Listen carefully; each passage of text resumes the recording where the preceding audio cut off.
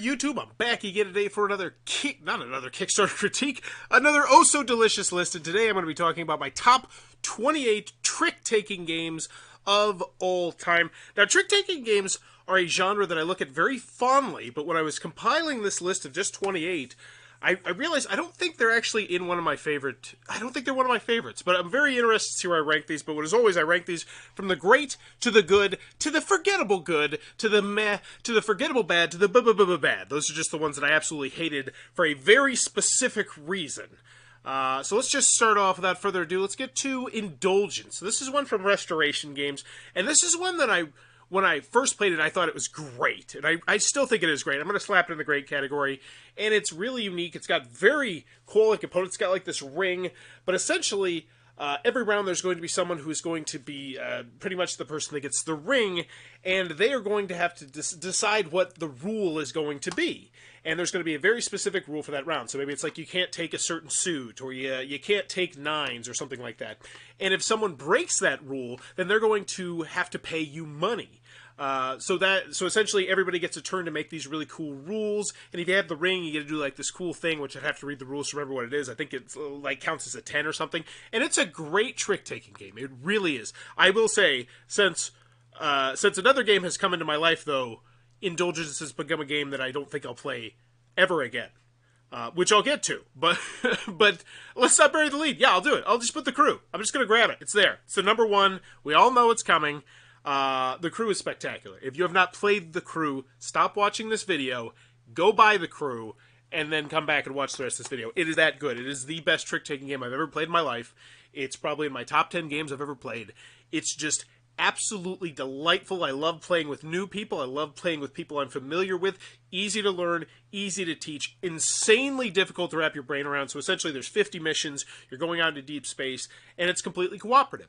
Each mission, though, there's going to be cards that certain people are going to have to acquire, and you're going to look at your hand, and then you're going to decide what you're going to take, but there's all sorts of screwy rules and different things that are going to happen to you. It's just...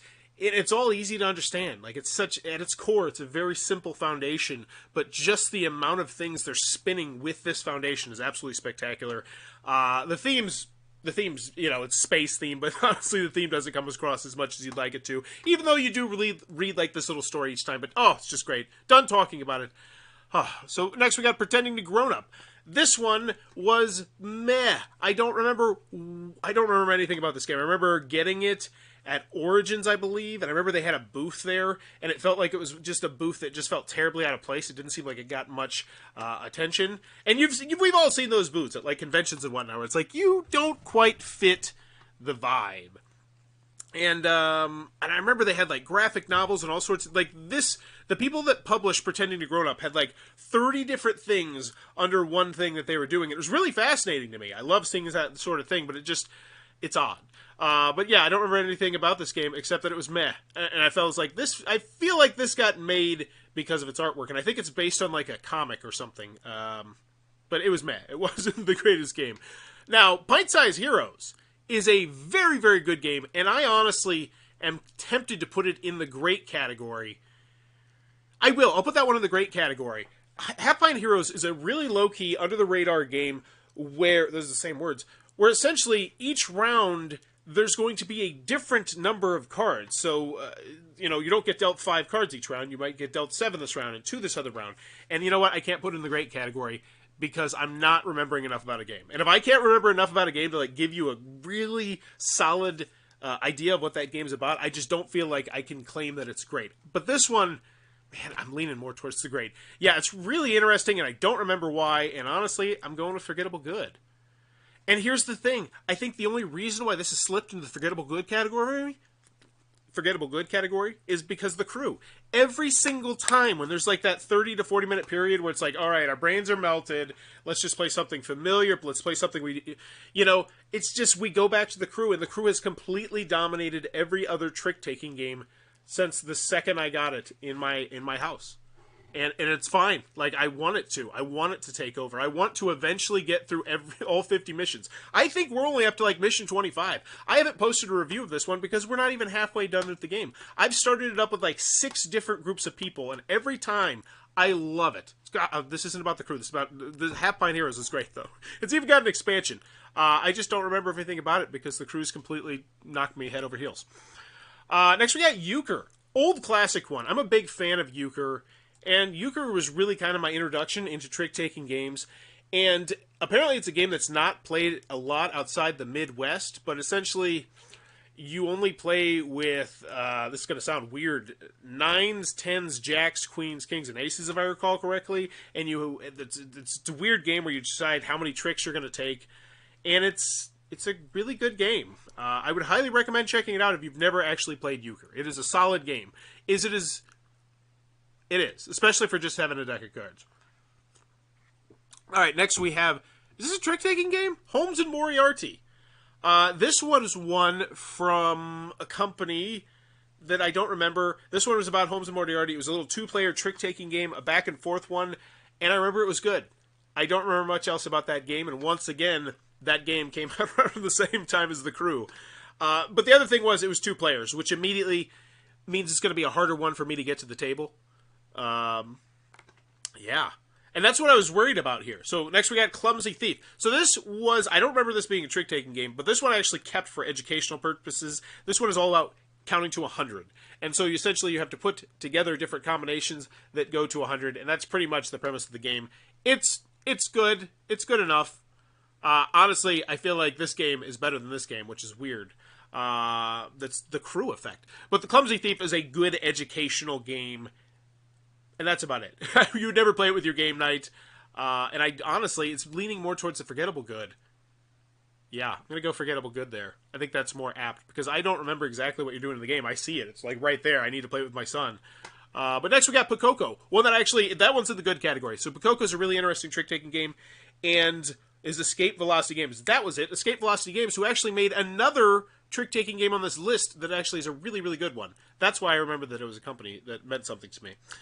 So Pikoko, though, is from Brain Games, who does Ice Cool, and its big claim to fame is it does like the Indian poker style thing. Have you ever seen that, where the cards are actually pointing away from you so everyone else can see your hand? And this one's actually a really solid one. And it really messes with your brain a little bit, not knowing what's in your hand. And it's one that I will probably keep forever, just because it gives me such a unique feeling. I love any game where everyone else knows my information and I don't. It gives me a sense of unease, and I like feeling uneasy. I really do. Because I normally don't feel that way. Alright, so I was worried that this list was going to be a lot, but no, it's just, I really do like trick-taking games. Okay, so next we got Cahoots, which is another good one. It's either going to go good or forgettable good. So I played this one in my classroom. This one's from Mayday Games, and I remember this one went over really well. We played this one for a couple weeks, and they played the snot out of this game, but I don't really remember what the big quirk was. I think there was 5 different suits. There was different, they were just shapes with colors, but I remember there was cool stuff. This is a very good game. It's a very forgettable good game. I put it above Holmes and Moriarty. Half Pint Heroes, though, like legit. If there was a forgettable great category, and I wouldn't have a forgettable great category because it's, you know what, if it's great, no. But yeah, this is a Half Pint Heroes. I don't want to bury the lead. Like, this deserves to be right up here next to Indulgence. Tichu. So this one I got into for a hot minute. And I remember I played this at a gaming get-together that, I miss it. They used to do it at the college, and they'd have all pizzas, and it was great fun. And I remember somebody taught me Tichu, and I'd heard about Tichu. So Tichu's like a really hardcore, like intense trick-taking game, where the people who take it, take it very, very, very seriously. And I remember really not being bad at it. And I got an app on my phone, and I probably played this 50 to 100 times on my phone. And to be honest with you, I don't remember a dang thing about it. I remember there's like dragon suits and there's all sorts of crazy stuff going on, but it didn't resonate with me. And so we got to go forgettable good. And this one's, I'll put Tichu here because I played it a lot more. But yeah, it's just, don't know why BBG doesn't categorize Tichu as trick-taking. Yeah, that was the other thing as well. The only reason that I have Tichu here is because there was like a Tichu expansion that was listed as trick-taking, and I was like, what? Why the hell is it Tichu on there? So yes, I agree. Frank, you are not the only one who noticed that. I noticed that as well. Barkside. So this is one of those rare games, and I don't have these games happen too much, where my first impression of the game was drastically different from my current impression. You know, and that doesn't happen too terribly often with me. You know, I feel like the more games you play, the more you can kind of tell how you're going to feel about a certain game.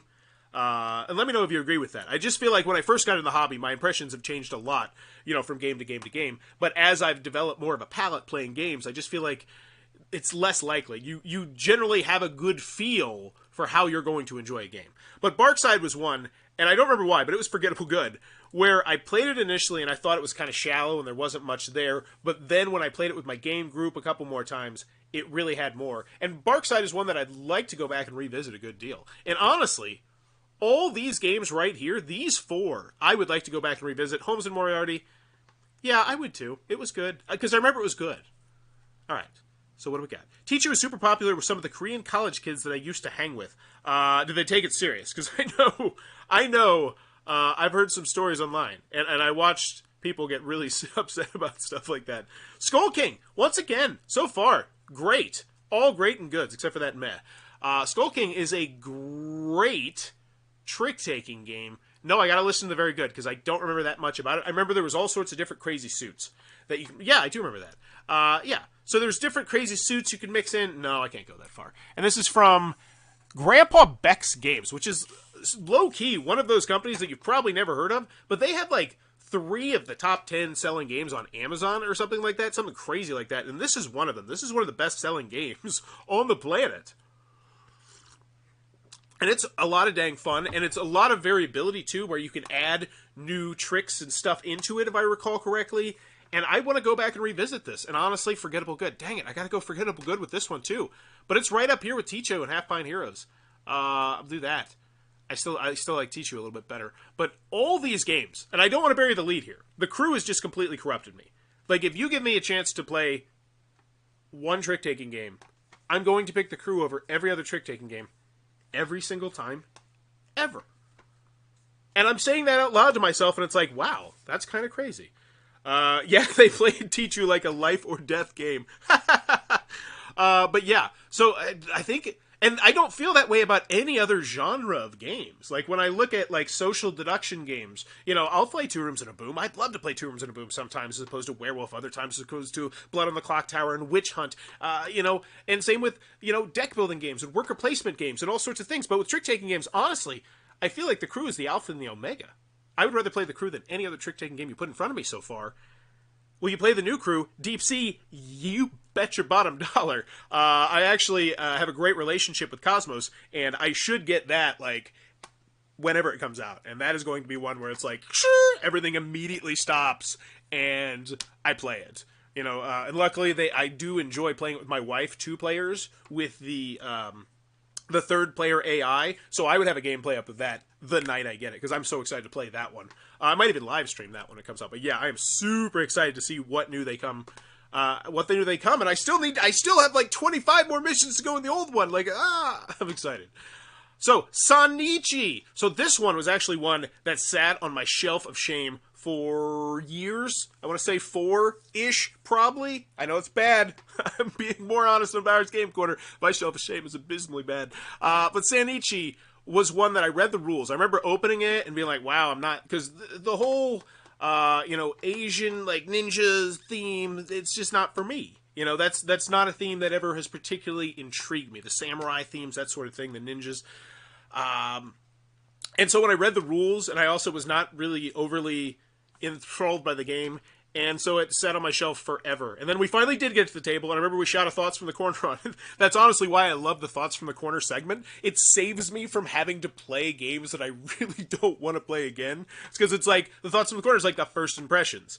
And it's like, if it's that negative that everyone's like, no, just no, we don't ever want to play this again, it saves me from having to be like, hey, but you know, I got my YouTube channel and I kind of need to play this god-awful piece of garbage again. And I don't like doing that. And so I love the Thoughts from the Corner segment.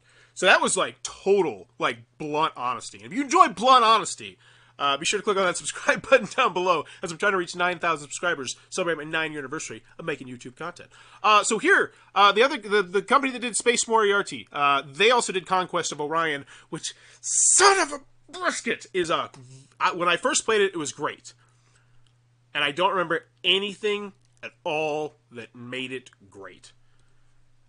And once again, I would love to go back and revisit this, and it goes to the top of the wanting to go back and revisit it. But I'd rather play the crew. And it's corrupted me. It has corrupted me. All right, what is this one? This one's going back into that pile as well, but I do want to look this one up. This is from Mind's Eye Games, and they always have a booth at Gen Con, and like I feel like it's one of those booths that like nobody goes to. And once again, it's like the booth that I mentioned earlier, where it's like they have like really scantily clad artwork and just odd games. And I remember talking to the guy once because I did an interview with him, and he pretty much, if I recall correctly, he was like a dentist or something. Like this was just his fun way of spending money. It was like, you know what? I just kind of wanted to make games and do this whole thing, and it gets me out of the house. And it was, you know, it was very refreshing. And it's like, I know some other people who are in the hobby for that. And that's like the best. I love when their games are great. And that's why I really want to spotlight this one. Because this is a really good game right here. This is Pirates of Gold Cove. And yeah, I know you're saying that looks so insanely generic. It does, but it's a great game. And I remember that was one that I played in my classroom with the kids. And they just went absolutely ape wild for that game. But at the same time, I remember playing on my game night. And it was a great game.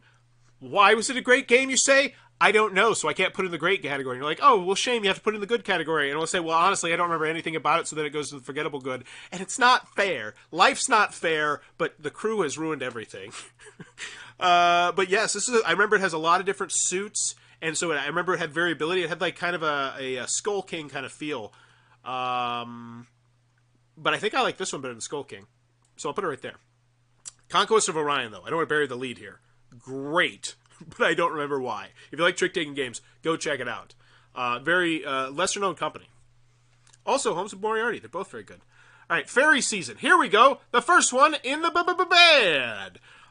So, this is one of those games, once again, where it was like, if I review it, I have to play a game more. Like, I can do a Thoughts from the Corner, and we're like, yeah, we just played this, and we can talk about it and spitball, and you're getting 3 different opinions, which makes me feel better about it. But with this one, I remember it was not a good game, and I don't remember why, and it's been burned from my brain. And I remember liking the rules. I remember the rules were very, very well done with this game. I remember this is the most memorable thing I remember about this game, was I actually tweeted something about how the company did great with their rule booklet because they gave us the spectacular example. Because it was a dang good rule booklet, but a dang bad game. And I don't remember why we didn't like it. I have to go look at the Thoughts from the Corner to go refresh my memory, but it was not. Cute art on Fairy Season, but gameplay looked a little dull. It was. I think if I recall correctly, and I'm just spitballing here, there was something that was like insanely swingy with this game and random. Don't quote me on that, or do, because once again, I don't care. So there we go. This one, I want to look it up as well. This one, once again, in the forgettable bad. And this one I burned away from my brain. So this one was a Richard Borg game, if I recall correctly. It was a pretty big designer. And I remember this was one of the first games that I absolutely just teed off on the game. And I have a bad habit. Apparently, you're not supposed to do that.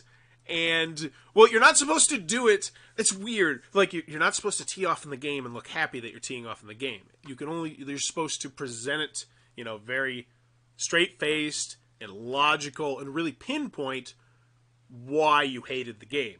And I get that. But when I first started reviewing, that was a science that I had not mastered, and I still have not mastered. I'm still a bull in a china shop. But this game was god-awful, and it was bad. I think it had something to do with the rules, too. I looked it up. It was terrible. Yeah, it was bad. Bad. I don't remember why it was bad. It was rules. So I'm going to go bad, because I want something bad. I'm glad you love the cons. I love doing the cons. What is this? This is also forgettable bad. This one I really did not enjoy. And I don't remember why. I remember I shot a video of that one. Golly, I need to keep this up for this one. And it had a weird name. What is it? Fate of the Horns, Golveg. And it was not a game that I enjoyed. I had no fun playing it. I remember playing it twice and be like, dear God, I don't ever want to play this ever again, if I recall correctly. Forgettable bad. This one, honestly, you know what? Fairy Season might be more of a meh. Yeah, I'll go meh. That's fair. Because this one is bad, and that one's bad. Bodgermania. This one is TBD. I remember playing this one twice, It's 5.8 on BGG. Ouch. Yeah, that. So I remember one thing angered me about this game more than anything else, and it was so stupid, which was the turn order was counterclockwise, and it was for no reason. There was no gameplay reason. They just wanted to mess with my brain, and for that reason, this one kind of just sat on my shelf. Now, this one's not on the shelf for shame. I think I won this game, so there was no pressure to review it, but I remember being biased against this game because it ticked me off that it went counterclockwise. But I do remember I had fun with it. It was good. And it's a wrestling game. And I remember that was a unique theme. But no, I can't go above forgettable good. But I would like to go revisit this. And I would like, yeah, right there. All right, so what do we got? What do we got? Spades! Yes, Spades. I used to play this a lot on Xbox Live with the webcam and whatnot. It's fun. It's a trick-taking game where you have to win tricks by playing cards. I mean, they can't all be winners. Richard Garfield, Magic the Gathering guy, also made Rocketville. It's 5.1 on BGG. Ouch. That's like the direct-to-DVD videos right there. That's like their crappy action movies. Yeah, Spades is good. But honestly, for me, it's forgettable good. I'm sure if you taught me the rules again, I'd pick it up in a split, but I don't remember that much about it. But I do remember having good times with Spades. I'll put it right there. All right. Monsters and Knights. I remember this game being in a small tuck box with distinct artwork and not having the best rule booklet, if I recall correctly. And I don't remember anything else about this game. I don't know if I ever put my video up on it. I remember not particularly liking it. So that's a meh. That's a meh. They also had another game, a boxing game, which was better, but it still was not particularly good. Yeah, so meh. I'm just, right now, I'm like, deep down in my heart and soul, I'm trying to decide, should Fairy Season or Monsters and Knights? You know what? I honestly would rather go back and revisit Fairy Season than Saniichi, because I can get down with some random craziness. Whereas that one, yeah, that's the right order. Simon's Cat. This one is a great one, surprisingly, and honestly, if I'm going to go with above Indulgence, which kind of, and that honestly is if you're looking at this from a family perspective. I do want to mention that. If you're looking at this from a game night type of perspective, Indulgence is just a better game, period. It's just a cooler game. But Simon's Cat is a spectacular kids/family game based on the popular webcomic, I guess, or it's a YouTube series or something like that with really cute artwork. And it's Uno-esque, where the basic premise is you have to play a card that matches the color or that matches the suit. And then if you don't, you win the cards, which is bad. And you're trying to get rid of all your cards, if I recall correctly.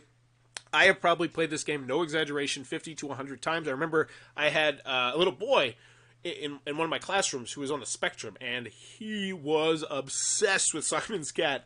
And I remember we wore this game out playing this game so much. He was obsessed with this game. His parents ended up buying it. Yeah, it was. So this one has a very special spot in my heart, but still, Indulgence is a better game. But in my heart, Simon's Cat, the card game. Heroes and Tricks.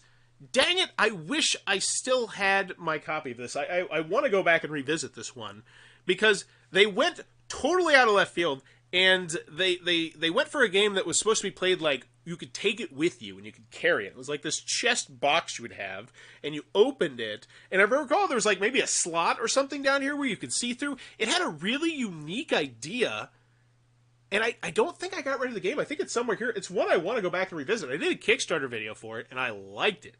But I didn't have the final box, and the final box really helped with it as well. This one, I gotta go back and revisit. And you know what? I feel like I told you enough about the game. No, I gotta be honest with myself. It's down here forgettable good. It's down here forgettable good. But if you ask me, would I rather go back and revisit Heroes and Tricks or play the Crew? I'm gonna play the Crew. Just heads up. Heroes and Tricks, yeah, I can't give it that much. No. Yeah, right there. Right there. And I do want to say, from this game forward, I think all these are great trick-taking games. Like, I would legit play any of these at the drop of a hat. I do want to reassure you on that. These ones, not as much. But those ones, you can't go wrong with any of them. Jiraku! So this was one of those Small Box Tasty Minstrel games, which is why you don't know about it most likely. And I remember playing it. I think I might have reviewed it, or this might be on the shelf of shame, one of the two, but I do remember enjoying it. Why did I enjoy it? Well, that is a mystery that may never be solved. No, it'll be solved, because I will never get rid of any game until I shoot some content on it. That is a solemn vow that I make to you, even though it is dangerous. Look at that shelf. That shelf, that is not structurally sound. That is not a structurally sound shelf, and I worry. I'm not even joking. I tell my kids, don't ever go in this area. Like, I'm not, this is real talk. I tell my kids to stay away from it, because there's things leaning against it. It's bad. It's bad news. So I gotta get to reviewing those old games. So we got Ladder 29. This one irks me a little bit, because I did a Kickstarter video for it, and I really like the game. And I got rid of the prototype because, I like to have the box. And they never sent me the final version of it. And I really like the game. And I don't remember why. I'm worried about my head safety. Hopefully I can review those games fast enough so it'll be less of a hazard. But Ladder 29, I remember it had like a really distinct thing that was going for it. And it was cool. Ladder 29 is what I teach you. But I don't remember what that distinct or cool thing was, and so it's in the forgettable good. But I do know it goes up here. Like, these are now the one, and Jiraku, right there. Yeah, these ones. This is the cutoff. I think all these are very, very solid games. Festival of 1,000 Cats. This one's a very interesting one for me. This is one of those Tasty Minstrel games, small box games again. This one was all about trying to get your cat to eat fish and not throw up. And it was a cool theme. And I remember playing it at Origins. And I got taught how to play the game. And we really enjoyed the game. And then when we got home and I was reading the rules, we learned that we had played it incorrectly. And then when we played it correctly, we liked the game less. And then it was like, I can't unknow what I know now. But it was good. Forgettable good. It was above Jiraku, though. It was not up to Cahoots. It was not up to Cahoots standards. And forgettable good. Look at that. You ain't the crew. I don't even remember you. All right, Phase 10 Twist. This one, I remember, was cool. Remember did a video on it. I gave it to this kid. His name is Ryan. Great kid. Really cool kid. Came to my son's birthday party once.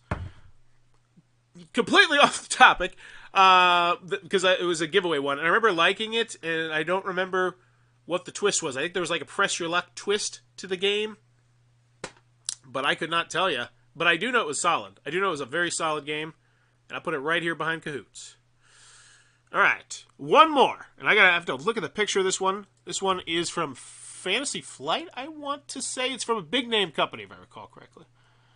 Myth. Oh, from AEG. Myth Pantheons. So this one was a really cool trick-taking game where you had to, I think there were, different pantheons that you were trying to win. Once again, I own this. This one I think I got used for, $2. Played it twice, really enjoyed it, sat on the shelf, never got played again because I had other things that I had to review. And I'd like to go revisit it. It's right here in the Heroes and Tricks category, I do believe. Above the Heroes and Tricks. But there you go. There are my top 28 trick-taking games of all time. And I guess, really, you could sum up this whole list by just saying, play the crew. Which, if you don't like the crew, check out any of these spectacular games right around here. But if you enjoy what I'm doing, please be sure to click on the subscribe button down below. And if you have any ideas for a list, please let me know in the comments below. Because like I said, as you can see, I'm working on a whole bunch of different lists up here. Co-op, trading games, AEG games, children's games, all sorts of different things. Some of them take a lot longer to do because there's 30, there's 10,000 kids games. And it's like, oh my gosh, I have to go through all of those. But I'm not going to do, I'll figure out how I'm going to do that list. But anywho, let me know in the comments down below if you have any ideas. And thanks for your time, YouTube.